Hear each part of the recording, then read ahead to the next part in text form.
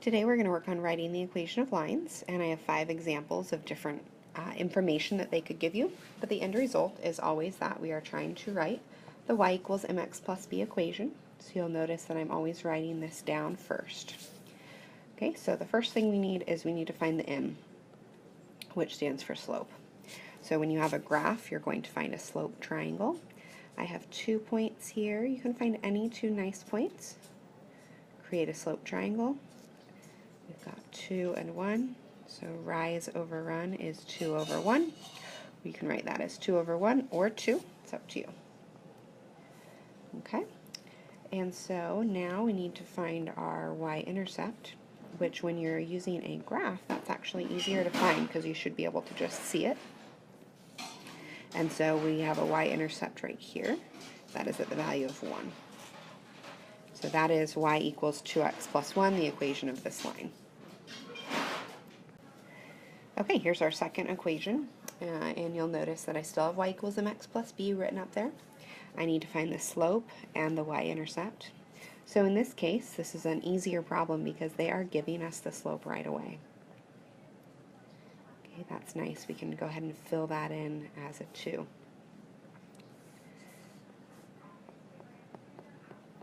What we don't have is the y-intercept. And we look at our point there, 3, 4. That is not the y-intercept since the x value is not 0. But what that point does represent is an x and a y value. And so we can go ahead and plug those into our equation for x and y. So in for y, we're going to plug in 4. And in for x, we'll plug in 3.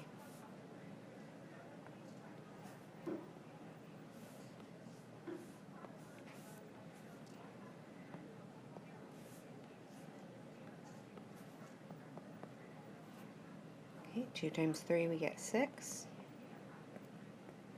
We need to solve for b, so I'll minus 6 on each side. And we get negative 2. Our final answer, y equals, our slope, remember, was 2 up here. That was given to us, and now we found our y-intercept of negative 2. So that slope was given to us, so that is a little bit easier, and then we'll get to ones where we actually have to find our own slope. Okay, we have our next example here. This one is asking us to make a line parallel to a given line, and they also give us a point that our line goes through. So in our y equals mx plus b, which I have written up there again, I need that m value. Now their line has a slope of 3 over 2, so then we want ours to be parallel. Parallel lines have the same slope, so our slope is 3 over 2 as well. So in for y equals mx plus b, I now know my slope. Now I still need to find b, so I cannot have x and y. We've got our point just like on our last equation there. So in for y, we're going to have 6, and in for x, we'll have negative 2.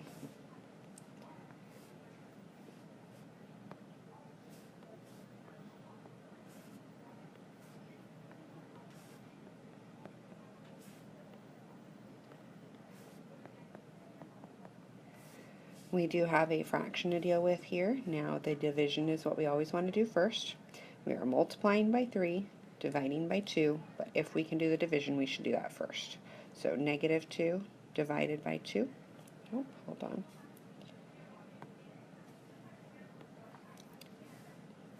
Alright, negative 2 divided by 2 is negative 1. 3 times negative 1 is negative 3. Add 3 to both sides. B equals 9. So our final answer, y equals 3 over 2 is the slope that we got earlier. X plus 9 is our y-intercept. Okay, our next one, we want a perpendicular line. So in order to find our m value, we're going to look at their slope. Their slope is 3 over 1. Our slope for perpendicular needs to be a flip and switch. So when we flip that, we get 1 over 3. And switch means switch the signs, so if their slope was positive, ours is going to be negative. So in for y equals mx plus b now, we have a little bit more of our equation. We still do not have the b value. We have x and y in there, so We're going to go over to our point. There's our x and y values we can plug in. So we have 4 going in for y, and we have -9 going in for x.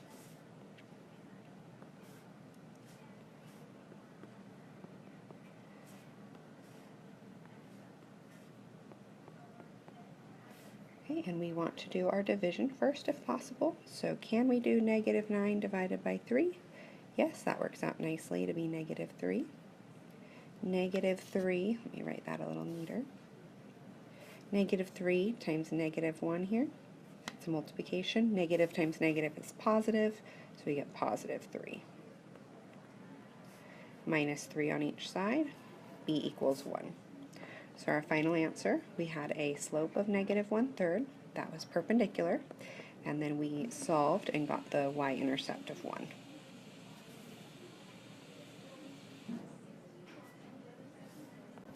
Okay, for our final example, we have writing the equation of line through 2 points. So we still have to find the slope. All of the other ones, the slope was a little bit easier. This is the hardest slope to find. We do have to do all the calculations. So this is our x1 and y1 value. 1 just means the first point. This is our second point, so we have x2, y2.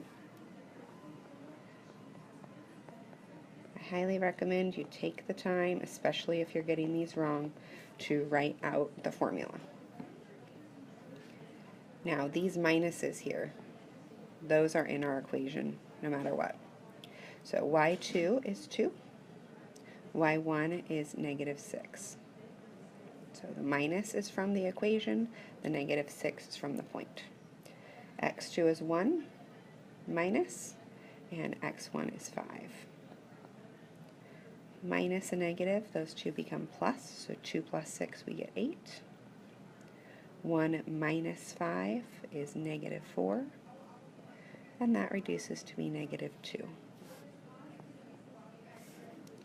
So in our y equals mx plus b equation, we have mx plus b. Now we need to solve for b, so that means we cannot have x and y, and we need to use one of our points to plug in.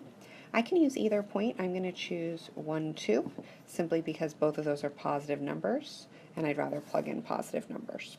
So in for y, I'm going to plug in 2, and in for x, I'm going to plug in 1.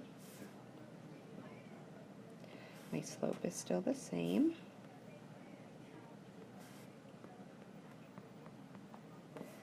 Okay, we multiply here. -2 times 1 is -2. I'm going to add 2 to both sides. We end up with 4.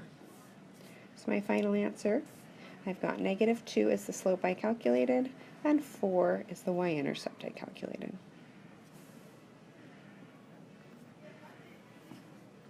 Okay, a little review here. No matter what the information that's given, we are always writing a y equals mx plus b. We will always find m first, which is the slope. And once we have m, we will use a point, plug that in, and then we always want to make sure we get our final answer. Okay, so no matter what the information is given, follow those steps.